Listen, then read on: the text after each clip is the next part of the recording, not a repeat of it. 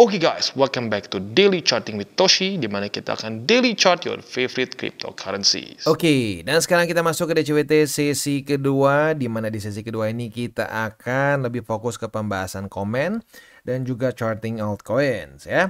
Nah, jangan sampai lupa malam ini kita akan keluar beberapa data penting. Yang pertama adalah Core CPI ya, Core CPI, lalu disusul dengan CPI. Nanti setengah 9 malam akan ada crude oil inventories. Jadi siap-siap. Mulai dari setengah 8 malam sampai jam 9.30 banyak keluar data-data penting. Dan arguably antara dua ya.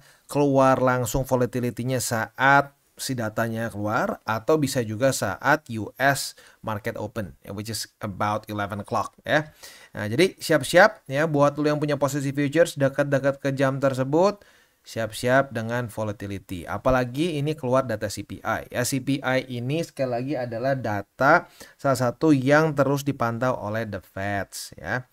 Nah, jadi ini apabila datanya jelek atau enggak, ini akan sangat mempengaruhi kebijakan the Feds gitu ya. Oke, sekarang kita akan masuk dulu langsung aja ke komen karena cukup banyak ya. Jadi yang pertama di sini ada dari Agan ya, dari Bro Agan. Selamat ulang tahun TCI. Terima kasih udah jadi edukator yang tulus ajarin kami semua orang. Gua bakal bantu dan doain channel lu viral bang. Rakyat Indonesia butuh channel lu bang. Mantap, thank you ya. Sekali lagi ini banyak banget yang say happy birthday ya. Thank you for all the kind words. Semoga kita bisa terus makin konsisten lagi dan makin mantap lagi overall ya. Next.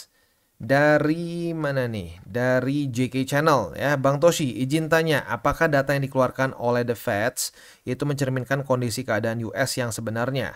Apa adakah manipulasi data sehingga menggambarkan kondisi US yang tidak begitu buruk? Apa karena mau election presiden sehingga market dibuat bagus dulu? Saya ada saudara udah lama tinggal di US, udah citizen di sana, katanya kondisi US itu tidak baik aja. Karena makin kesini makin banyak homeless yang bertebaran. Itu menandakan kurangnya tenaga kerja. Bagaimana pandangan Bang Toshi? Makasih, mohon arahannya. Gini ya, gue juga termasuk tipe orang yang lebih jangan percaya apa yang dikatakan the Feds ya. Ingat di 2019 Jerome Powell bilang kemungkinan untuk menurunkan interest rate di 2019 kecil, kemungkinan di tahun depan. Bulan depan ya, di Juli langsung turun dan turun berkali-kali, turun 2 atau 3 kali dalam setahun. Ya, akhirnya apa? Ya bener kan, akhirnya benar-benar masuk ke dalam resesi begitu. Jadi kalau gue pribadi juga cenderung setuju sih. Bisa saja ya gini lah, gue nggak mau suzon bilang dia itu pasti memanipulasi, ya nggak juga ya. Mungkin ada juga yang berteori bahwa itu adalah lagging indicator. Jadi data-data yang dikeluarkan oleh the Feds itu sebenarnya data-data yang ada lag sedikit lah gitu kasarnya, karena butuh waktu untuk mengumpulkan data. Itu juga bisa aja terjadi. Tapi lagi-lagi kalau gue pribadi sih yang paling penting itu dibandingkan dengan apa yang dikatakan the Feds ya, lebih penting apa yang dilakukan oleh the Feds. Ya, jadi seperti yang kita tahu, Jerome Powell sudah bilang rencananya di tahun ini hanya sekali terjadi cutting rates. Dan dia bilang kemungkinan besar di September. Nggak pasti, tapi kemungkinan besar di September. Nah, yang paling gampang gini deh. Kalau sampai setahun ini diturunin lebih dari sekali, ya lebih dari sekali dan lebih dari di September aja. Nah, kita semakin mendekati ke 2019. As easy as that. Nah, kalau soal pengangguran di US, bener sih kalau gue rasa makin banyak pengangguran. Tetapi di waktu bersamaan juga seperti yang kita tahu ya, di Amerika itu kebijakan Biden tuh aneh. Kalau lu pelajarin ya, banyak orang yang seperti diinsentifkan untuk menjadi gelandangan. Lu coba cari di YouTube mengenai konspirasi bahwa ya banyak orang yang merasa buat apa punya kerjaan, mendingan jadi gelandangan, dibayar oleh negara, ya dibayarnya dengan ini ya, maksudnya dengan kayak bantuan negara, mereka tinggal santai-santai, ongkang-ongkang kaki, bisa narkobaan. Bahkan mereka ada yang punya Netflix. Ada, lu coba cari di YouTube. Lu bisa cari gembel di US itu bisa punya TV, punya tenda dan seterusnya, yang kesannya dia bisa hidup dalam tanda kutip seperti semi normal. Jadi kayak diinsentifkan untuk menjadi gembel begitu ya. Really weird. Jadi memang US tuh jujurnya di zaman Biden tuh really messed up menurut gua ya. Next. Dari 2310 Christopher. Mata Bang Toshi, saya subscriber lama dari beberapa channel, cuma ini yang ilmunya baru, yang harus siap dua arah dan dengan sistem tabur tuai. Memberikan edukasi yang membuka cara berpikir yang siap dengan dua arah.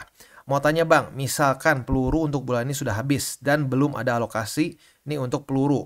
Sebaiknya gimana Bang? Apakah TP sebagian di kondisi saat ini untuk pasang jaring di posisi bawah? Atau tunggu gajian aja untuk tembak peluru selanjutnya? Itu menurut gue simple ya. Tunggu sampai gajian selanjutnya. Begitu. Karena belum ada SOP untuk TP. Kemarin udah ada beberapa kali ya. Sekarang belum ada jadi ya jangan. Karena takutnya gini nih. TP dulu deh sekarang masih profit. Naik. Waduh naik. Nah lu harusnya nggak di CA. Aduh kemarin rugi nih gue ada TP. Beli lagi. Nah itu sering kayak terjadi. Dan belinya itu nggak sesuai SOP. Jadi menurut gue kalau udah habis peluru. Tunggu sampai bulan depan. Tunggu ada peluru lagi. Hajar ya. Nah dibilang di sini just in case portonya hanya untuk posisi spot saja ini. Terima kasih Bang. Sehat selalu. God bless Bang Toshi and team. Thank you. God bless you too ya. Jadi sekali lagi kalau gue pribadi sangat menyarankan untuk tunggu dulu aja sampai gajian selanjutnya atau next income dan seterusnya lah. Pokoknya lu udah ada SOP-nya. Berapa persen misalkan. 5%, 10%, 20% dari gaji. Nah itu lu yang tentuin sendiri karena kondisi setiap orang berbeda-beda. Ini apa namanya tolok ukurnya gini deh. Semakin sedikit tanggungan lu ya. Nah, itu lu boleh semakin besar begitu. Jadi kasarnya paling bagus itu adalah duit foya-foya, duit cafe, duit healing yang berlebihan itu boleh digeserkan ke kripto untuk alokasi masa depan. As simple as that. Begitu.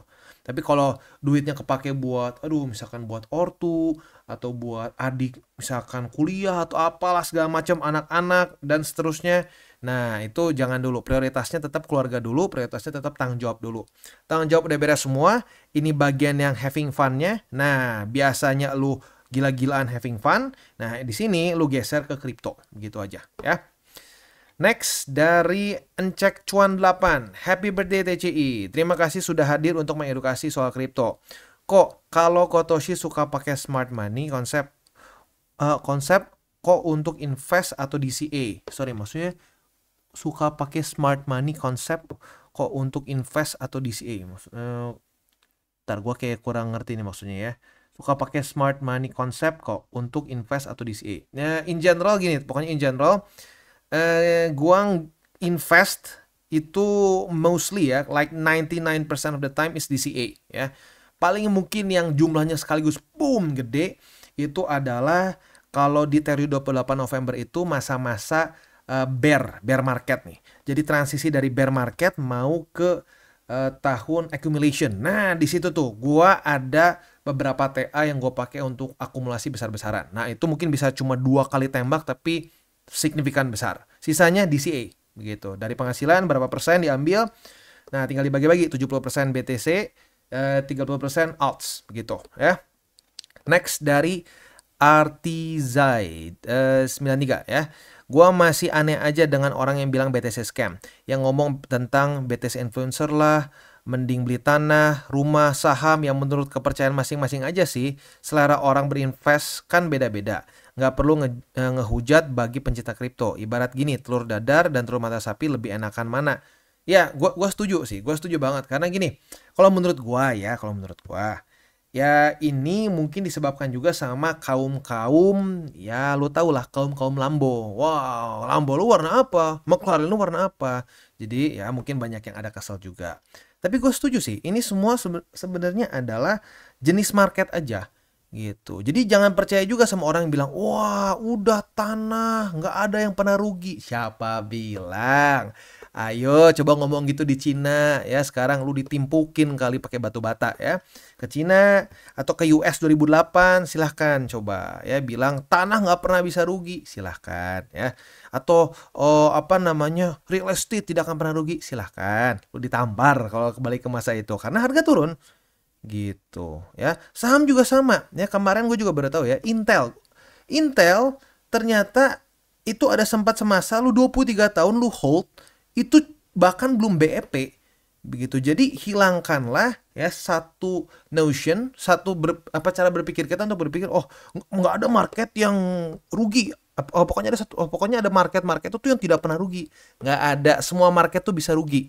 Lu cuma belum ketemu aja apa specifically dan kapan begitu ya. Selanjutnya, Jason Kristanto 4615. Bang Toshi mau tanya, ini aku kan pakai app yang nggak bisa pakai future. Long short cuma bisa posisi spot. Apa mending ganti ya? Soalnya banyak buy limit dan TP yang pakai future. Kalau posisi future itu dipakai sistem spot, apa bisa ya? Oh, ini kayaknya sedikit kebalik nih. Gini. Jadi spot itu kita seperti beli fisik ya. Cuma mungkin kalau kita beli emas misalkan, emas spot nih, kita beli langsung. Nah, itu kita ambil kan, kepegang fisiknya.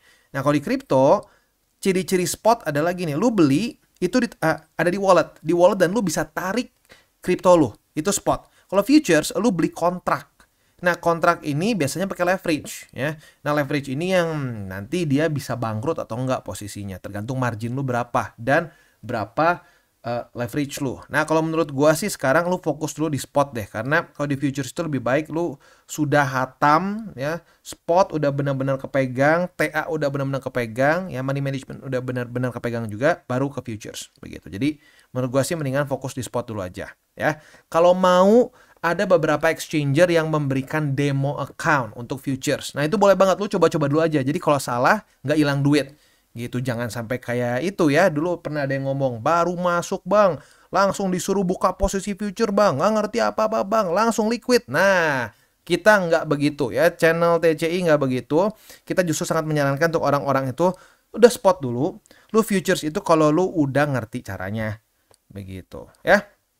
Oke, next dari Denny Firman 4473. Bang, aku baru di kripto, mau tanya, yang diulas TCI ini untuk spot atau future? Walaupun aku kalau future belum pernah, jadi nggak ngerti. Awal aku main kripto selama 2 bulan, nggak pernah CL dan TP. Tapi setelah lihat channel ini, saya baru tahu cara mainnya. Nah, jadi gini, kalau yang kita bilang di sini ada posisi long, posisi short, itu adalah posisi futures. Ya, itu kita bisa buka biasanya ya, kalau gua dengan jangka yang nggak terlalu panjang sih ya. Ada sih yang futures tuh trading di hold berbulan-bulan ada ya. Tapi kalau gua tipe yang disebutnya mungkin swing trader kalau futures ya. Jadi nggak benar-benar day trade banget, lebih ke swing, bisa di hold ya, maybe bisa paling lama gue kayaknya semingguan lah gitu ya, karena belum kena target TP, belum ada juga pecah struktur sideways gitu, bisa. Nah, tapi kalau lu masih belum, ya lagi sama kayak tadi ya di atas, kalau belum pernah futures trading, mendingan coba pakai demo dulu, demonya udah biasa, oh udah kebayang, udah kepegang, nah baru depo untuk futures begitu ya. Kalau spot ya lagi-lagi kayak tadi penjelasannya ya, kurang lebih ya ke inilah kayaknya ya, senada lah si pertanyaannya ya. Selanjutnya ini Phoenix kali ya, Phoenix 5. Bang, gua agak kurang paham di bagian rights 1 rights 2. Kalau gua sih nangkapnya berarti 2 hari ke depan ya. Terus stop lossnya di mana bang? Kenapa nggak pakai kenapa nggak pakai posisi buy sell biar mudah? Terima kasih ilmunya. Semoga sehat selalu. Sato dan Toshi. Rights 1 rights 2 nih sebentar, bagian mana maksudnya specifically ya? Apakah ini ngomongin soal struktur? Wah, ini nggak tahu nih. Gue masih nggak kebayang maksudnya rights 1 rights 2 ya. Oke, sorry jadi nggak bisa kejawab nih untuk ini ya. Untuk stop loss kalau gue pribadi lebih ke struktur aja sih. Kalau strukturnya jebol baru cut loss gitu. Jadi kita harus sedikit bangun pagi lah ya, jam 7 kita lihat dia daily close-nya di bawah atau di atas. Itu gua. Tapi kalau lo pengen pakai CL ya, pengen pakai sorry bukan CL tapi pakai SL boleh aja. Itu bisa di struktur. Tapi biasanya kalau menurut gua diturunin lagi sedikit just in case ada wick yang sengaja kayak disebut sebagai stop loss hunter. Begitu ya. Oke, next dari Aina88. Salam Mak Toshi dan tim. Izin bertanya, apakah pergerakan BTC saat-saat ini yang berlawanan dengan bad and good news US adalah skenario untuk mengalahkan dolar Mak? Katanya sih dari kekhawatiran US untuk memperkuat kedudukannya, nanti presiden berikutnya akan menambang BTC skala besar. Jadi DCA banyak-banyak dari sekarang ya Mak. Salam hangat buat Toshi dan tim. Semoga sehat selalu dan terus berjaya dengan tabur tuai. Amin, amin, amin. Nah, kalau menurut gua sih berlawanan ya. Jadi yang biasanya harusnya BTC itu naik saat indeks dolar turun, tapi sekarang malah kebalik. Itu menurut gua lebih kayak ke kondisi ekonomi US yang sekarang tidak jelas gitu. Tidak jelas tuh maksudnya gini ya. Dia ada kemungkinan terjadi resesi. Nah, kenapa ya? Kenapa jadi korelasinya barang-barang drop sama USD atau DXY? Nah, alasannya itu adalah karena apabila US benar-benar masuk resesi, terakhir kali terjadi di 2019 adalah BTC ikutan ngedump. Nah, itu bersamaan dengan indeks dolar. Makanya dari itu jadi berlawanan, ya kerasanya berlawanan dalam beberapa bulan terakhir. Nah, untuk nambang ke depannya ya lagi-lagi itu tergantung si Trump kepilih atau enggak. Kalau Kamala Harris sih kemungkinan besar enggak, ya enggak bakal ada begitu-begitu. Kayak Biden deh, ya kurang lebih bakal kayak Biden, anti kripto dan seterusnya lah, ya. Nah, untuk DCA ya normal-normal aja lah, tergantung plan sesuai dengan plan yang kita bahas lah. Kan di sini ada nih 50%, 75% sampai 100%. Begitu aja. Next. Dari murid Bang Toshi, Bang tolong jelasin secara rinci tentang TA setengah matang. Bukan kita mau ngikutin cara itu, tapi maksudnya biar kita nggak ngikutin dan tidak terjerumus ke situ. Jujur, kalau gue disuruh milih DCA murni atau DCA TA, gue lebih milih DCA pakai TA dan hold. Karena menurut gue lebih untung dan kita udah terlanjur setengah mengerti. Makasih Bang. Setengah matang tuh gini ya. Setengah matang itu lu TA masih belum benar-benar ngerti gitu ya. Lu masih belum benar-benar ngerti cara pemakaian MA200, 50, 20, lu masih belum hafal apa yang terjadi saat death cross. Kayak contoh gitu ya. Orang banyak berpikir death cross, wah waktunya kita cut loss nih karena akan lebih dumb gitu ya. Padahal itu terlalu sering terjadi. Bahkan sampai ada namanya ya, death cross rally. Nah, justru saat mau death cross itu seringkali rally. Terbukti di sini nih ya, boom naik ke atas. Nah, biasanya orang-orang yang sudah cut loss di bawah sini ngelihat gini panik. Waduh, udah tahu resisten ya, FOMO-nya masuk tuh. Paksain beli, turun lagi, panik lagi, cut loss lagi. Nah, itu yang seringkali gue sebut sebagai TA setengah matang. Jadi, ya ada tahulah sedikit MA, tahulah sedikit struktur-struktur, tapi nggak benar-benar dimengerti. Begitu, nggak benar-benar dipakai dengan sesuai gitu ya. Nah, itu yang jadi serem. Makanya setengah matang kadang-kadang malah jadi lebih boncos dibandingin orang yang pure DCA murni, tutup mata nggak lihat TA. Kalau gue pribadi sama, gue juga lebih suka pakai TA gitu. Tapi ya TA-nya jangan setengah matang gitu ya. Thank you for the for the nice question ya. Next dari mana lagi nih? Dari Alividianto ya, cuma di channel ini saya nyaman di CA. Kenal channel ini sejak abangnya ngomongin buff Doge. Waduh, berarti udah lumayan lama nih ya, veteran nih ya. Sampai ini abang diserang para arminya yang toksik. Bener gila itu, gue inget banget. YouTube channel gue sampai error, nggak bisa diakses karena terlalu banyak yang nge-report. Dibilangnya gue ngefat.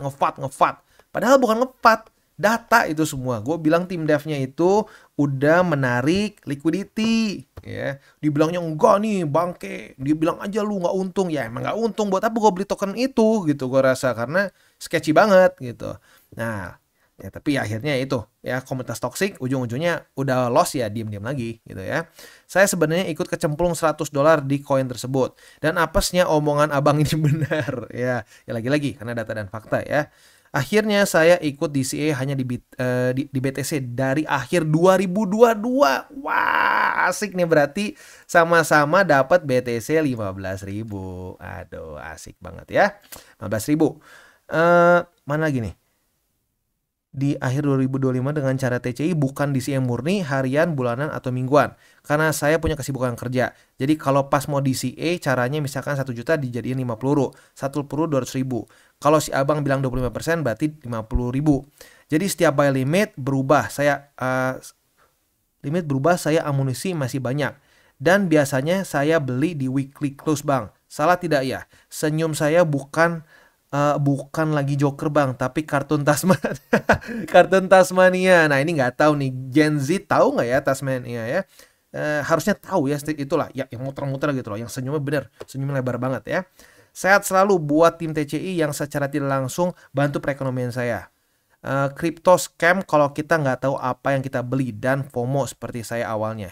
Jujur, saya bisa nyenangin keluarga dari crypto dari channel ini. Terima kasih bang. Thank you for your story ya. Ini yang gue pengen dengar banget ya. Gue happy banget nih. Berarti ini salah satu subscriber kita yang sama-sama dapat dari 2022 ya. Ya gini, kalau ada orang yang masih ngomong, DCA begitu ujung-ujungnya profit nggak? Ini profit.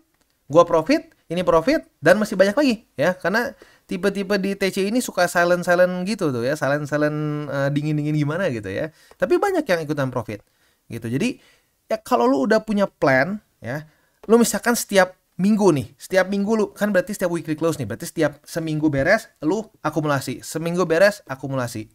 Nothing wrong with that. Mendingan pure DCA murni dibandingin lu setengah-setengah seperti yang gue bilang. Kalau setengah-setengah, lu pengen lihat chart tapi nggak benar-benar ngerti, malah jadi berantakan. Begitu. Tapi kalau lu benar-benar murni, kadang-kadang ya udah aja profit langsung. Gitu. Karena lu benar-benar nggak bikin analisa yang setengah matang. Begitu ya. Wah, gue happy banget ada yang bareng-bareng nemenin kita dari ini, bahkan Buff Doge ya, bukan dari 2022 aja. Dari Buff Doge itu berarti singkat gue 2021. Karena itu masa-masa altcoins lagi gila kencang banget, altcoin season ekstrim, meme coins juga gila-gilaan ya. Akhirnya ya ada juga yang wah cerita panjang nih. Ayo dong, buat lu yang dari 2022 bahkan dari 2021 boleh cerita pengalaman lu bareng TCI ya, gue sangat welcome. Next. Kayaknya udah ya. Oke, udah. Dan kayaknya udah rada kepanjangan juga gue nih ya. Oke, langsung aja kita masuk ke buy limit kita. Kita akan bahas XRP, AVAX, dan BNB. Sebelum kita mulai, disclaimer dulu bahwa semua konten dari TCI bukanlah financial advice. Ini semua bentuknya adalah edukasi ya. Lalu bagaimana cara untuk mendukung TCI? Ada banyak caranya. Lu bisa like our video, bisa share our video, atau juga bisa menggunakan link referral kita di bawah. Nah, sekarang kita akan dengar dulu pesan-pesan dari sponsor kita pada hari ini. Oke, today's video is brought to you by BitGet. Dan BitGet sedang ada event di mana kita bisa menikmati keseruan menjadi VIP member bersama temanmu dengan ambang batas terendah ya. Ini berlangsung sampai tanggal 31 Agustus, jadi masih ada waktu ya. Gimana detailnya? Di sini ada dua cara. Yang pertama, buat lu yang sudah pengguna VIP. Jadi lu misalkan VIP tapi level tertentu lah ya. Nah, dengan lu mengajak teman lu yang belum punya akun di BitGet dan belum pernah trading di BitGet juga, lu akan langsung dinaikin satu level VIP-nya. Dan teman lu yang diundang akan langsung menjadi level VIP paling bawah ya, atau yang paling awal begitu. Itu untuk yang sudah level VIP. Nah, buat lu untuk yang nggak level VIP atau pengguna biasa, ada cara kedua. Nah, selama event ini jika lu menyentuh ketentuan trading volume atau jumlah net deposit pada tabel di bawah, lu bisa menikmati percobaan pengalaman menjadi VIP selama 1 bulan. Detailnya ada di sini ya. Buat lo yang tertarik untuk ikutan, silakan bisa menggunakan link referral kita di bawah. Dan selain itu juga tentunya ada banyak lagi hal-hal lain yang bisa lo dapatkan di BitGet. Seperti di sini ya, ada 50.000 USDT yang siap diperebutkan untuk event-event yang sedang ada di sini ya. Jadi sekali lagi buat lo yang belum trade di BitGet, pertimbangkan untuk menggunakan link referral kita di bawah dan mulai trade di BitGet. Dan kita masuk ke XRP.